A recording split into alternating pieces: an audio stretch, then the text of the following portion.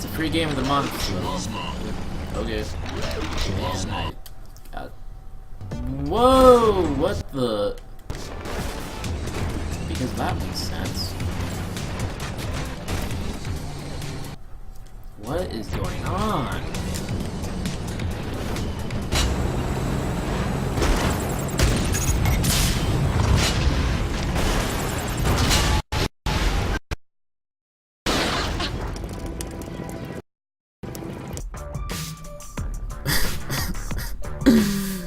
Not again.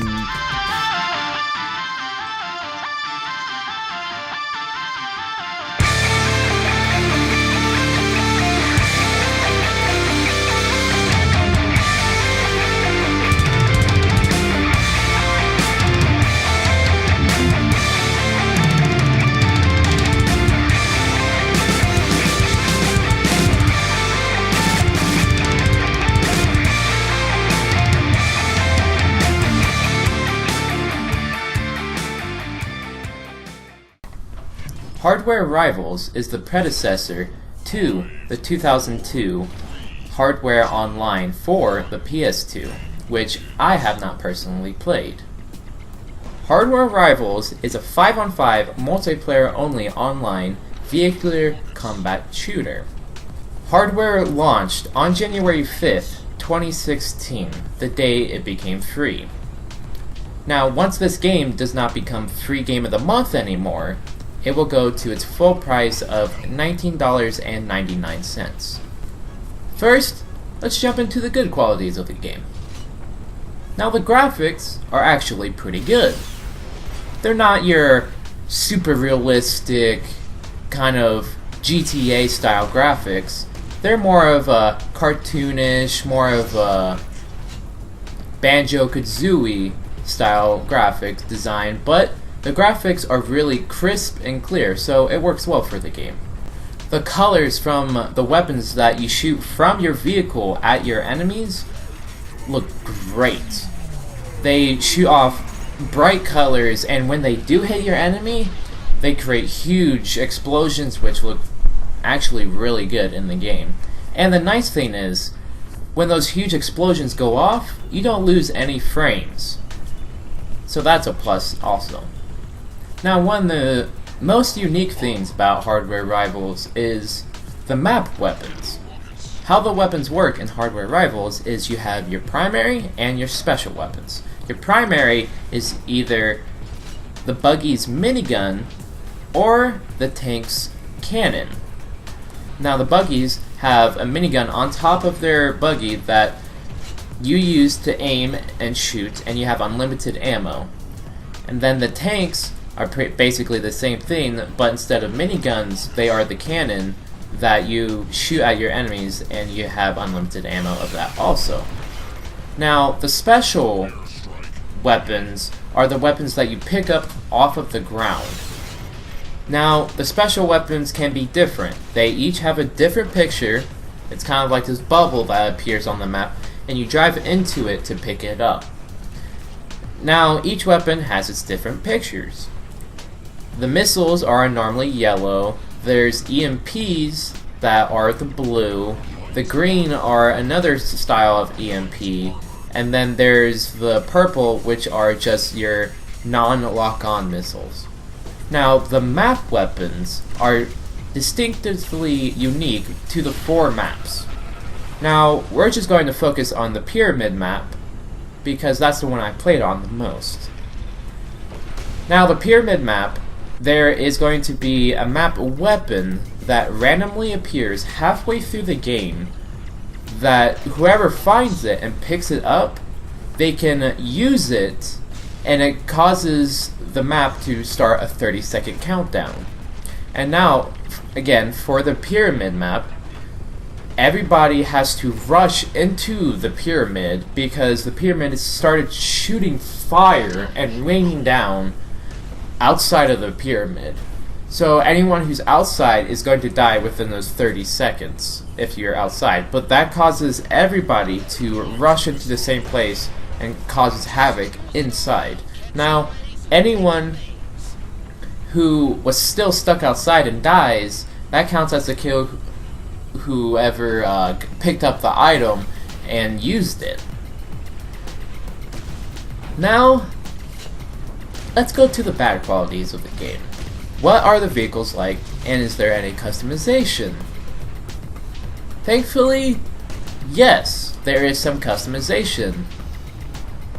Sadly, the customization is extremely limited. There's only two options for each of the vehicles. So if I have the same vehicle, like let's just say a tank, as someone else, we're pretty much going to look the same. The only thing that drastically changes the look is the camouflage or the skins for your vehicles. There are only 4 vehicles in this game. 2 of them buggies and 2 of them tanks. Both buggies control exactly the same. They are fast, can turn easy, have the miniguns, and have low health. Now the tanks are slow, can hardly turn, have the cannon, and have a lot of health. Now, thankfully those are different, but both tanks are the same, and both buggies are the same again. Which, I wasn't a huge fan of that. One problem is, even though the buggies have low health, they still have way too much health. The tanks are like, have an insane amount of health too, where if you have a one-on-one, just tank on tank, and you just sit there and just shoot each other, don't move, don't use missiles or anything, just with the big cannon on the top of the tank, just shoot each other, it'll take about 4 or 5 hits, which I think is way too many, especially for a game where you're constantly moving, driving around, and trying to hit each other. That's just way too many hits. And for the buggy, it would take about 3 or 4 hits with a cannon on a tank.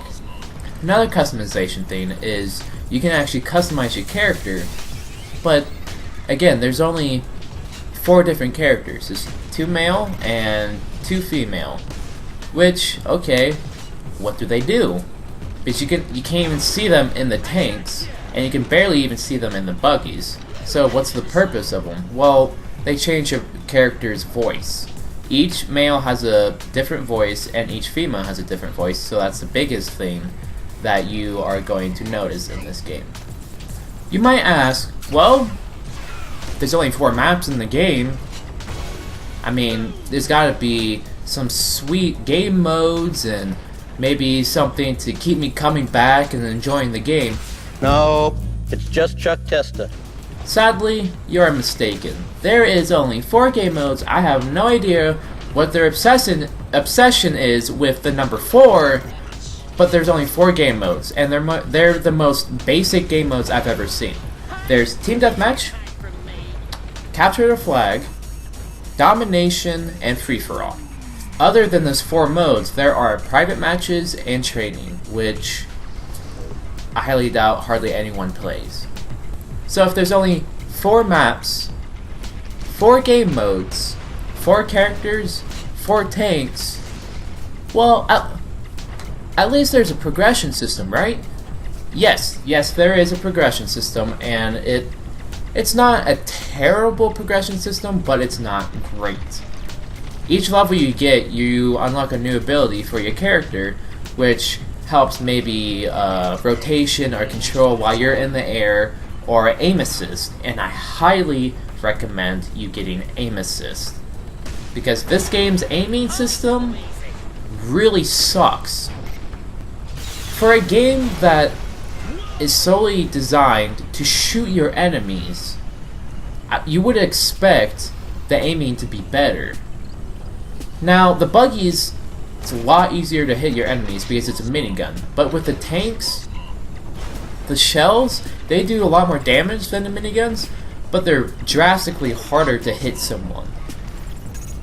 Because, first off, the vehicles in the game go rather fast. Even if you're in a tank, you move pretty fast in the tank, but the buggies move super fast. So you have to aim in front of them and guess where they're going to go. So you shoot in front of them, they might stop or turn in a different direction. And then on top of that, Each time I fired my gun in the tank, it would take half a second for the shell to even shoot out of my barrel. So then I have to shoot farther in front of the people to kind of get the right trajectory to hit them where they're driving. So the aiming just absolutely sucks. And then you can't even aim up or down. What? The only times you can aim up or down is when the aim assist kicks in and says, oh, there's someone up there? Well then, I'll just aim assist and point your barrel up and kind of follow him up. But the thing is, since you have to aim in front of the people to get the right trajectory and like intercept them, if someone's driving up on a ramp and you have to aim forward, it's not going to look up because you're not looking at them.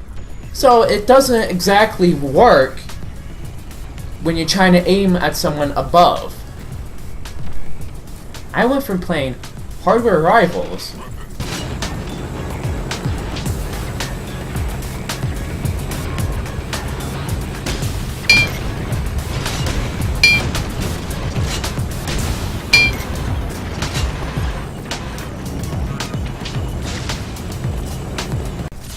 to playing this in my free time.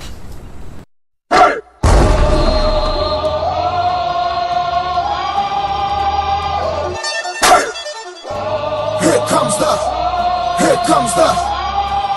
the, y'all don't really want it like that. Yeah. Here comes the, no. Here comes the, oh. Here comes the, y'all don't really want it like that. Yeah. Here comes the, no. Here comes the, oh. Here comes the, y'all don't really want it like that.